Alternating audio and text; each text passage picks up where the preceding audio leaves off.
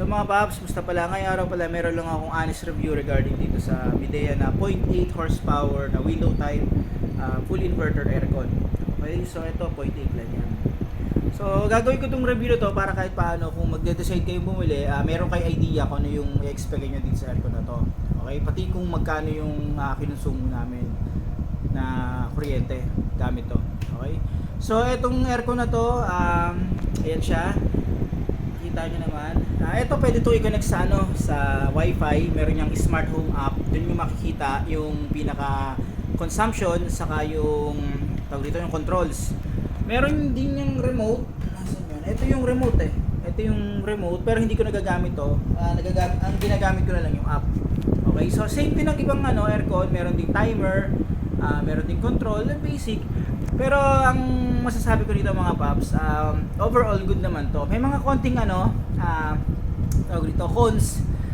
Gaya nito, yung lower niya, naangat yan. Pero hindi siya nabababa, natitilt sa baba. Tapos manual yung lower niya, manual yan. Okay?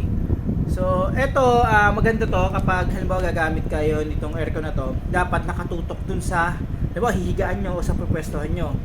Halimbawa, ayan, dito higaan nyo, dito dapat nakatutok.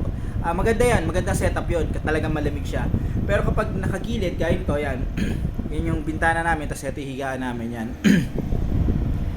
Medyo hindi ganun kaganda kaya gumagamit ako nito, yung yan, gumagamit ako clip pan.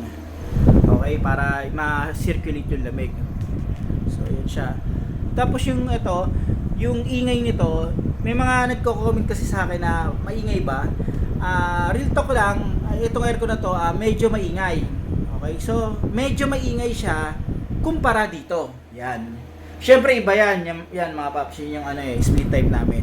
So yun talaga tahimik. Ito maingay. Although meron tong silent mode, pag pinili mo kasi yung silent mode, yan, meron yan dito sa remote na na silent. Ayun, may silent yan dito. Pag pinili mo yan, ang mangyayari dyan, yung tunog niya, mag-iiba. Yung parang talagang sobrang mababa pa sa low fan low speed na fan. Okay? Pero mangyayari noon, bababa pa yung consumption nyo. Tapos ang maganda dito mga paps, halimbawa gusto nyo mapalamig bigla yung kwarto, pwede kayong mag cool flash. Pindutin nyo lang yan, baga para magtuturbo yan, naka high fan, tapos mabilis niya mapapalamig. Okay?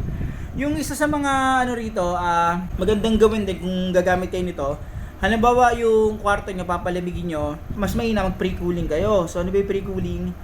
I-on nyo na lang siya bago nyo pasukin yung kwarto, na halimbawa mga 15 minutes para kahit paano pagpasok nyo malamig na. Unlike kasi dito, yan sa ganyan, ayan mga 5 minutes lang, wala pa nga yata, mga 4 minutes, 5 minutes malamig na yung kwarto. Okay? So yung yan. Ngayon regarding sa consumption nito, ito maganda to mga paps. Kasi kaya kami bumili nito para sa solar setup. Ginamit ko to ang mahigit 1 month.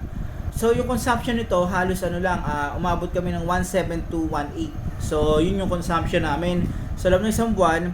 Tapos ginagamit namin to araw-araw ng around 8 PM hanggang 4 AM na madaling araw. Okay? Pero sa umaga tanghali, hindi kami gumagamit ng Meralco kasi naka-set up yun sa solar. Ayan. Okay? So, ang binabayaran namin dito, gabing consumption lang, 8 PM hanggang 4 AM na madaling araw. Tapos, ang bill ng kuryente namin around 1.7 to 1.8.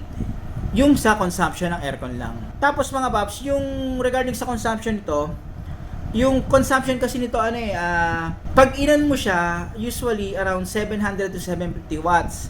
Pero kapag na siya, nag-i-stable na siya, tumatakbo na siya ng 500 to 600 sa medium settings na at 26 na temp, 25-26. Dun yung niya, yung wattage niya. Pero may pagkakataon mga paps, pag madaling araw, merong pagkakataon na nahit ko yung 170. Yan. Nahihit ko rin yung 200, 250, pero yung pinakamababa ko, sa pagkakaalam ko, 170. Ilalagay ko na lang dito yung mga screenshot ng ng consumption ko nung madaling araw. Okay? So may pagkakataon na hit ko yung 170, madalas 200, 250, depende rin sa temperature ng labas. Okay? So kung mas mainit kasi yung labas, parang siya, nahihirapan din siyang palamigin yung loob. Ganun yung nangyayari dito mga paps. Okay? Eto, Ang gastos namin rito ay tawag rito 20,000 yata tong unit na to, 0.8 lang siya. Pero kung ako tatanungin nyo, maganda kumuha rin kayo nito. Ayan, lalo na kung nagtitipid kayo sa kuryente, 0.8 yan. Sapat na sapat to sa kwartong maliit yan. Okay na okay yan mga paps. Tapos ang kukonsumuhin mo lang, nasa around tawag dito, 500 to 700 watts sa medium settings yun Tapos pag malamig na, posible pang bumaba ng 200, 250, may 170 pa nga Nangyari sa akin yun Okay, so yun lang yung ko rito, honest review ko rito. So yan siya, nakikita nyo naman.